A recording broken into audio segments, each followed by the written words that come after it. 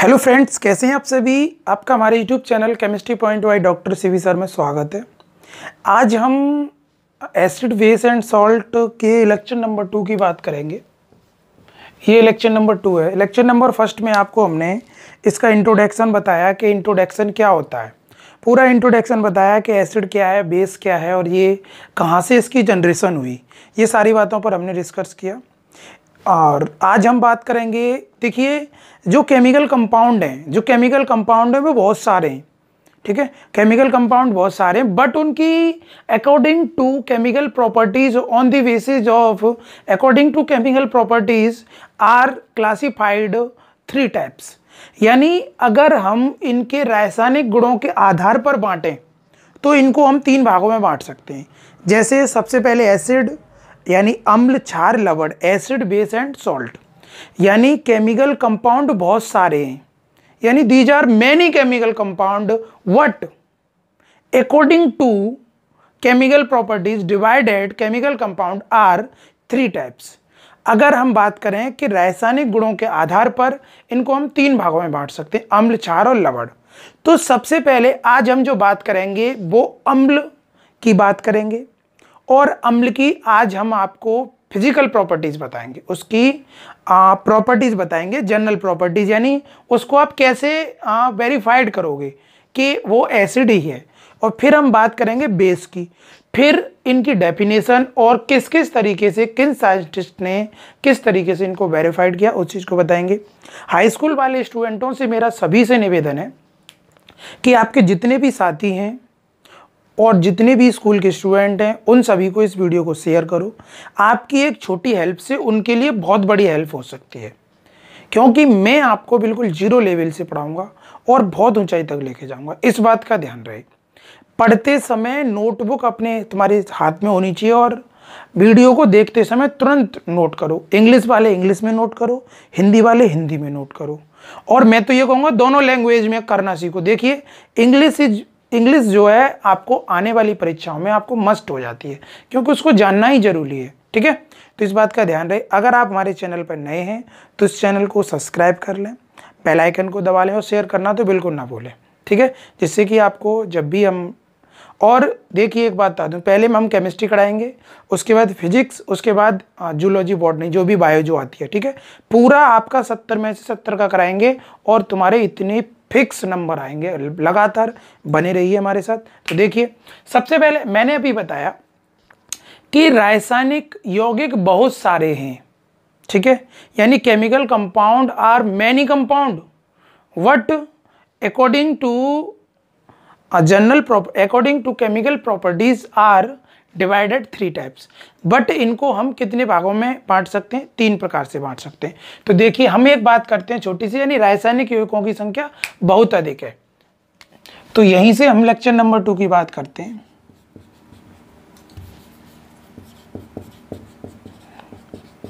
रासायनिक यौगिकों की संख्या बहुत अधिक है। रासायनिक यौगिकों की संख्या बहुत अधिक है, परंतु रासायनिक गुणों के आधार पर,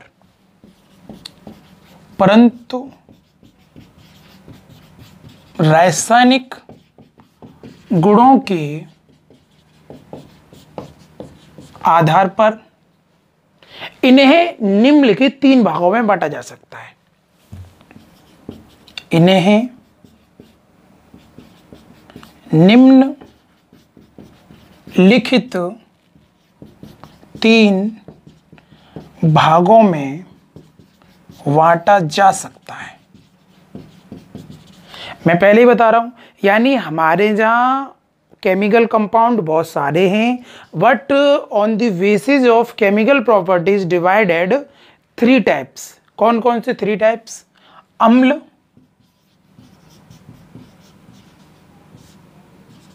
अम्ल को एसिड कहते हैं, बेस क्षारक,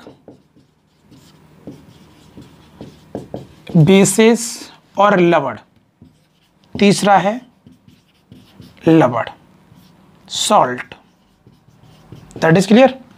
हमने बताया यानी chemical compound, many chemical compound, यानी हमारे पास केमिकल कंपाउंड बहुत अधिक है। It is many chemical compound, it is many chemical compound. What?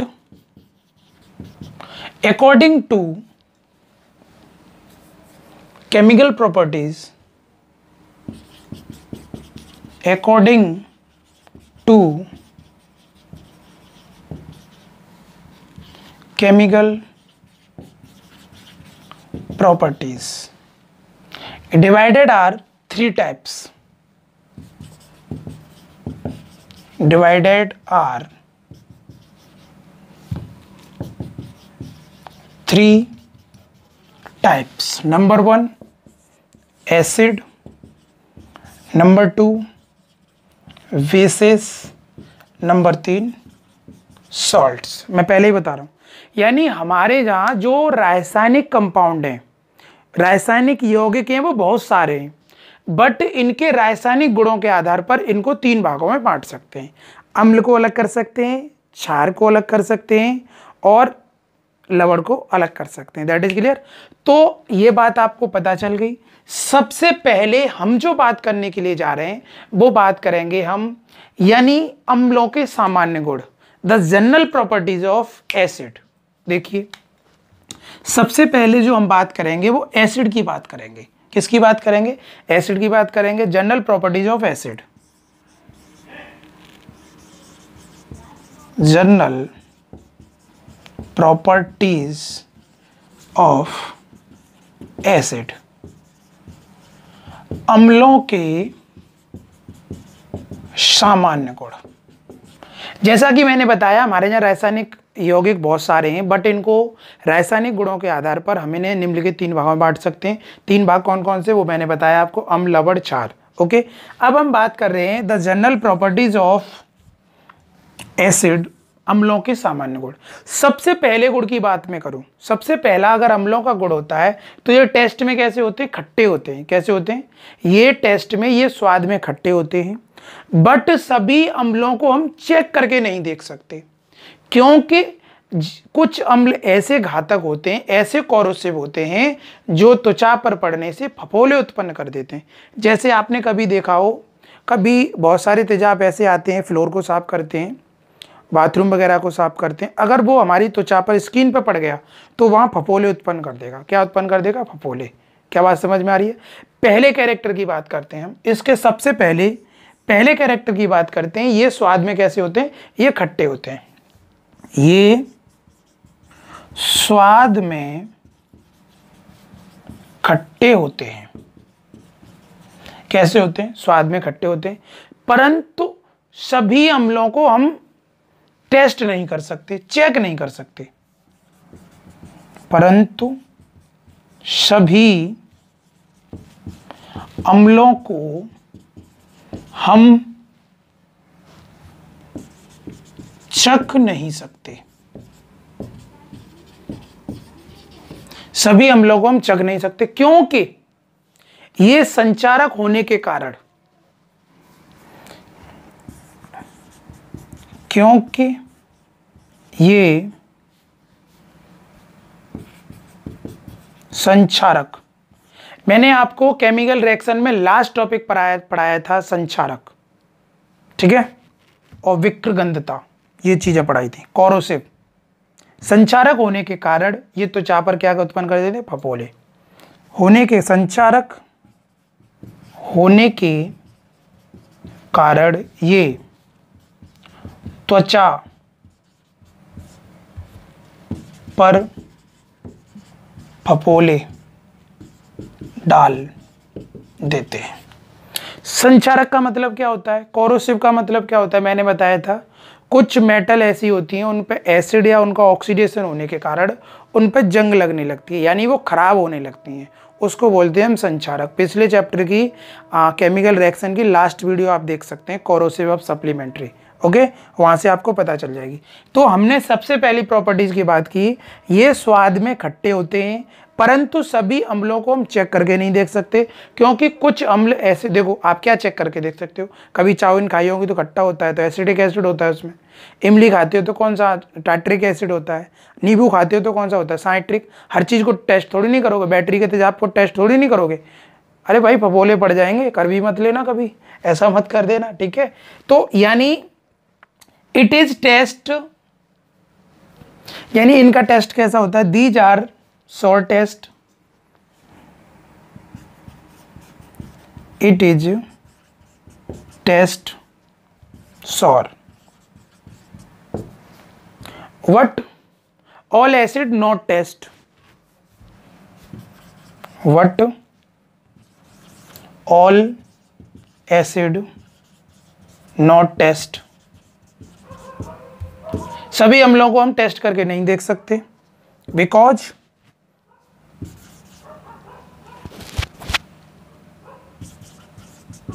Short में लिख रहा हूं, because these are corrosive, these are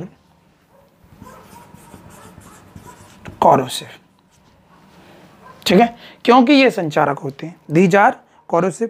सबसे पहला आपका एक प्रॉपर्टीज है, ये सभी अम्ल खट्टे होते हैं, सभी अम्लों को हम अपनी जीभ से टेस्ट करके नहीं देख सकते, क्योंकि ये संचारक होते हैं। संचारक का मतलब होता है ये त्वचा पर फफोले उत्पन्न कर देते हैं। ये पहली प्रॉपर्टीज है अम्लों की, इसका फटाफट से स्क्रीनशॉट ले लो। मैं दूसरी प्रॉपर्टीज की बात करूंगा, यानी it is taste sour but all acid not taste, सभी अम्लों को हम टेस्ट नहीं करके देख सकते, बिकॉज दीज आर कॉरोसिव, ये क्योंकि ये कॉरोसिव होते हैं। तो इस बात का आपको ध्यान रहे हमें। अब हम बात करेंगे इसकी दूसरी प्रॉपर्टीज की। तो देखिए दूसरी प्रॉपर्टीज, पहली प्रॉपर्टीज हमने क्या बताया, यानी लगभग सभी अम्ल जल में कैसे होते हैं, सॉल्युबल होते हैं, यानी लगभग सभी अम्ल जल में घुल जाते हैं। तो दूसरी प्रॉपर्टीज की बात करते हैं, लगभग सभी अम्ल जल में घुल जाते हैं। यानी पहली प्रॉपर्टीज क्या थी, स्वाद में खट्टे होते हैं, और दूसरी प्रॉपर्टीज है सभी अम्ल जल में घुल जाते हैं, ठीक है। यानी all acid soluble in water, all acid is soluble in water, सभी अम्ल जल में घुल जाते हैं। यानी all acid soluble in water, सभी अम्ल जल में घुल जाते हैं। ये हमारी दूसरी प्रॉपर्टीज की बात हो गई। अगर हम तीसरी प्रॉपर्टीज की बात करें, सभी प्रबल अम्ल संचारक होते हैं। कैसे होते हैं, संचारक होते हैं, जिसके कारण लकड़ी, कागज, लोहा सभी नष्ट हो जाते हैं। सभी प्रबल अम्ल संचारक होते हैं, कॉरोसिव होते हैं, जिनके कारण चीजें नष्ट हो जाती हैं, खराब हो जाती हैं। तीसरे पॉइंट, यानी सभी प्रबल अम्ल संचारक होते हैं। प्रबल बोलें तो स्ट्रॉन्ग, प्रबल अम्ल संचारक होते हैं, जिसके कारण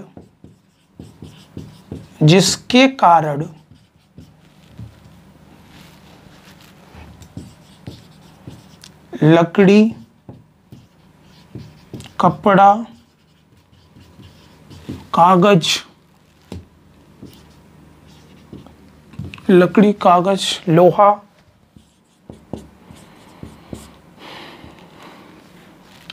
त्वचा, स्किन आदि नष्ट हो जाती हैं, आदि नष्ट हो जाती हैं। मैंने कॉरोसिव का मतलब क्या बताया, कॉरोसिव यानी केमिकल इक्वेशन जो चैप्टर है उसका लास्ट टॉपिक हमारा केमिकल कॉरोसिव में देख सकते हो आप, विक्रगंधता में देख सकते हो। उसमें हमने पूरी बताया है कि ये कोरोसिव क्या है।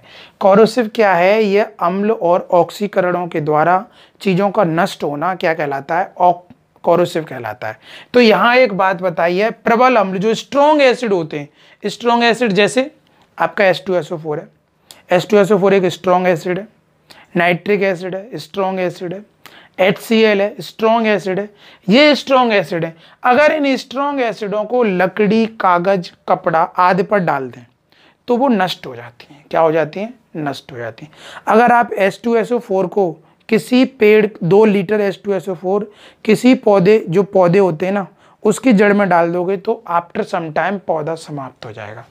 अगर कॉन्सेंट्रेशन H2SO4 को आप किसी कपड़े पर डाल दोगे, जब लैब में आप एक्सपेरिमेंट करते हैं तो अगर वो किसी कपड़े पर फैल जाए तो वो कपड़ा नष्ट हो जाएगा धीरे धीरे। जूते पर फैल जाए, जूता नष्ट हो जाएगा। यानी H2SO4 जिसे सल्फ्यूरिक एसिड कहते हैं, जिसका फॉर्मूला होता है ये, that is sulphuric acid, that is strong acid. यह एक प्रबल अम्ल है। और प्रबल अम्ल क्या होते हैं? संचारक होते हैं। और संचारक के कारण क्या होता है? ये सारी चीजें खराब हो जाती हैं। तो यानी strong acid is corrosive, strong acid is corrosive, in which region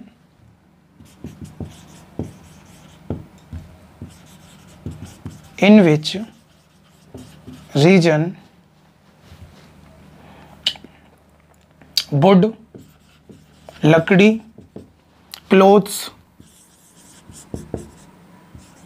कपड़े, पेज, कागज, आयरन, लोहा एंड स्किन, त्वचा, skins, is finished, are finished. Okay, finish हो जाती। यानी एक सिंपल सी बात है, strong acid is corrosive in which region woods, clothes, iron, page and skin are finished. ये सभी क्या हो जाती हैं? समाप्त हो जाती हैं। ये प्रॉपर्टीज नंबर 3 है हमारी। यानी प्रबल, सभी स्ट्रॉन्ग। और जैसे एसिड का नाम क्या है? एज एग्जाम्पल H2SO4 जिसे सल्फ्यूरिक एसिड कहते हैं। कौन सा एसिड कहते हैं? Sulphuric acid. इसका केमिकल नेम है हाइड्रोजन सल्फेट, हाइड्रोजन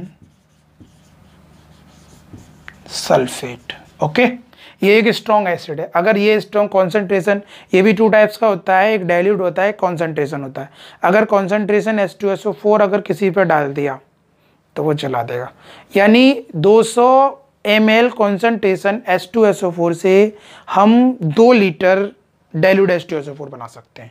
ये बात भी याद रहे आपको। ओके, तो आई होप ये भी आपको समझ में आ गई होगी दूसरी प्रॉपर्टीज। अब हम तीसरी प्रॉपर्टीज की बात करते हैं, चौथी प्रॉपर्टीज की बात करते हैं। यानी ये नीले लिटमस पेपर को लाल कर देते हैं। एसिड की एक क्वालिटी होती है जो मैंने शॉर्ट ट्रिक में बताई थी, वहाँ ये नीले लिटमस पेपर को कैसा कर देते हैं? लाल कर देते हैं। यानी ये नीले लिटमस पेपर को लाल कर देते हैं। यानी ये क्या करते हैं? यानी these are acid blue litmus paper change to red. यानी दीज आर एसिड, ये अम्ल blue litmus paper change to red. यानी these are acid, these are acids, blue litmus paper, blue litmus paper change to red। Okay, यानी एक simple सी बात, यानी यह नीले लिटमस पेपर को अगर अम्ल होगा तो नीले लिटमस पेपर को रेड में कन्वर्ट कर देगा। ओके, सिंपल सी बात है। यानी blue litmus paper change to red, ये प्रॉपर्टीज है इसकी। ओके, आई होप ये भी बात समझ में आ गई होगी। और ऑल एसिड, यानी सभी अम्ल जो हैं वो विद्युत के सुचालक होते हैं।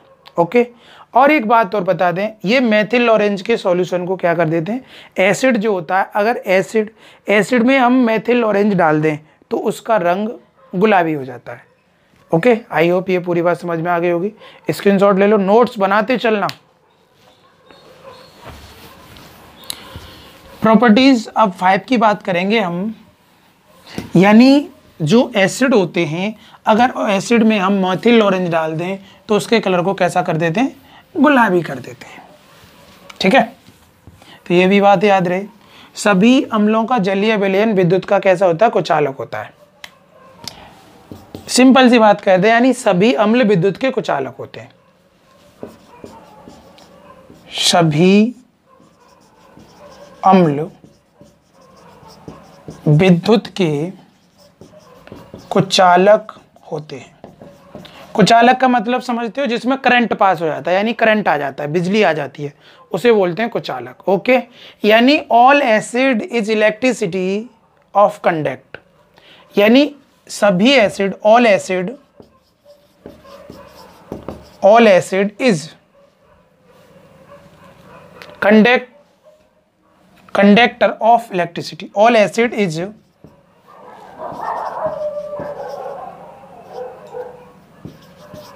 कंडक्टर ऑफ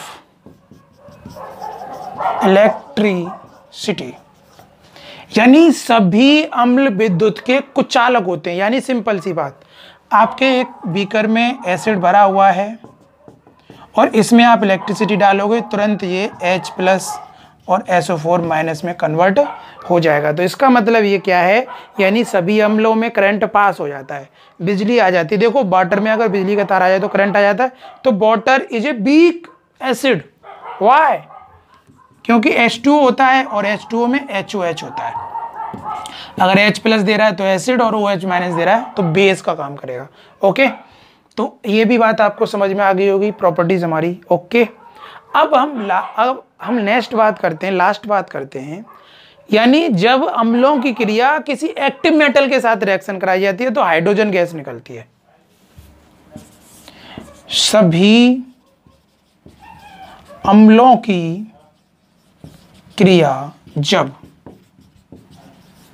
सक्रिय धातु जैसे Na, Li, Mg, Zn,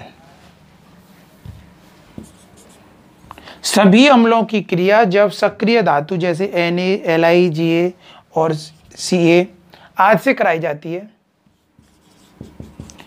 आदि से कराई जाती है, तो वे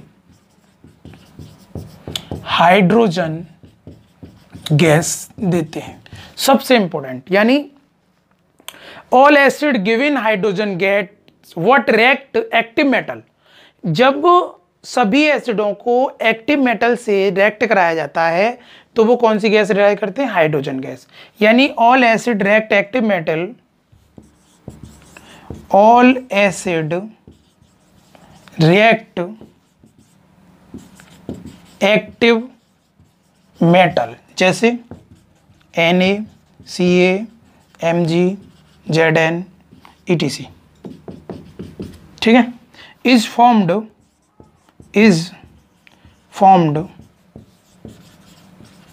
हाइड्रोजन गैस। सिंपल सी बात, all acid react active metal is formed hydrogen gas. जब भी अम्लों की क्रिया एक्टिव मेटल से कराई जाती है, यानी क्रियाशील धातु से कराई जाती है, या फर्स्ट ग्रुप या सेकंड ग्रुप के एलिमेंट से करा दी जाए। मैंने वहां बताया था जनरल प्रॉपर्टीज में, लीना कुमारी सक्सेसफुल फर्स्ट ग्रुप के एलिमेंट है। ली ना कुमारी सक्सेसफुल, ये कौन से ब्लॉक के हैं, ये फर्स्ट ग्रुप के एलिमेंट है। ऐसा हम पेरियोडिक टेबल में पढ़ाएंगे, और मैंने फर्स्ट यानी केमिकल इक्वेशन में भी सारी चीज बताई थी। दूसरा, ये सभी ऑल एक्टिव मेटल है, ये सभी एक्टिव मेटल है, यानी ये बहुत क्रियाशील धातु हैं।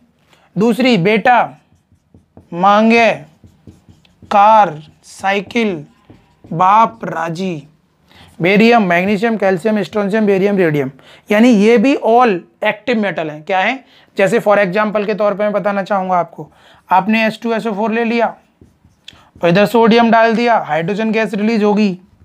क्या बनेगा, Na2SO4 प्लस हाइड्रोजन गैस फुर का मतलब रिलाइज्ड हो जाएगी, वो निकल जाएगी।